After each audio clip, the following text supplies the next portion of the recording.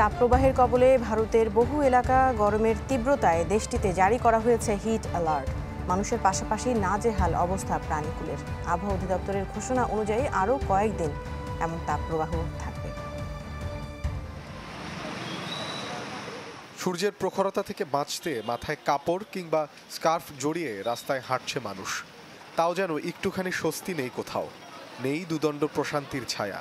ভারতের আবহাওয়ায় আগামী কয়েকদিন নেই কোনো সুখবর। রাজস্থানে ৪৩ ডিগ্রি তাপমাত্রার উত্তাপে ঘরের বাইরে টেকাই দেয়। আবহাওয়ার এমন বেহাল দশা দেশটির অন্যান্য বেশ কয়েকটি রাজ্যে। এমন পরিস্থিতিতে বিপাকে শ্রমজীবী মানুষ। স্কুল, কলেজ এবং অফিস আদালতেও নেই স্বস্তি। এমন আবহাওয়ায় বাইরে যাওয়া সত্যি খুব কঠিন। গাড়ির ভেতরেও গরমে টেকা যায় না। এয়ার কন্ডিশন সাময়িক স্বস্তি দিলেও এমন গরম থেকে বাঁচতে কি করতে পারি আমরা? ভারত জুড়ে এমন তীব্র গরমে মানুষের পাশাপাশি বিপর্যস্ত পশু পাখিও। গরুগুলোর অবস্থা খুবই করুণ। তীব্র গরমে এগুলো ঘাস খেতে বাইরে যেতে পারছে না। গরমের এই প্রখর তাপ এদের জন্য অসহনীয় হয়ে উঠেছে।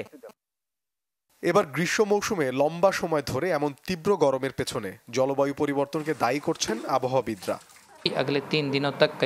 আগামী ৩ দিন রাজস্থান জুড়ে গরম বাতাস বইবে। জয়পুর আবহাওয়া বিভাগ অতিরিক্ত গরমের কারণে কিছু এলাকায় হলুদ সতর্কতা জারি করেছে। পরিস্থিতি সামাল দিতে কারণ ছাড়া ঘরের বাইরে যাওয়ার বিষয়ে সতর্ক থাকার পরামর্শ স্বাস্থ্য বিশেষজ্ঞদের। মোর্শেদ শোভন, চ্যানেল 24।